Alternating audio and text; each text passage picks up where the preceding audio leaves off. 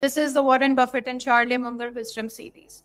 Today we are exploring Warren Buffett's 1986 letter to Berkshire Hathaway shareholders, an year when the company gained 26% while Buffett grappled with new challenge, having too much money and not enough good places to invest.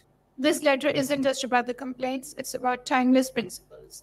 This is when Buffett introduces his famous moat around the castle metaphor, delivers his iconic advice about being fearful when others are greedy, and shares profound insights about what really creates lasting competitive advantages. We'll also explore his philosophy on hiring people bigger than we are and why he believes the best managers think like owners, not employees. The economic mode concept. The economic mode concept. The insight here being that the best businesses have moats around their competitive position that protect them from competitors, just like a castle has a moat that protects it from invaders.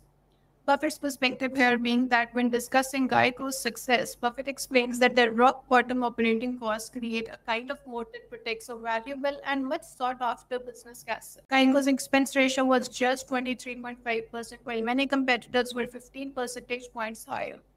As he puts it, no one understands this moat around the castle concept better than Bill Snyder, the chairman of Geico.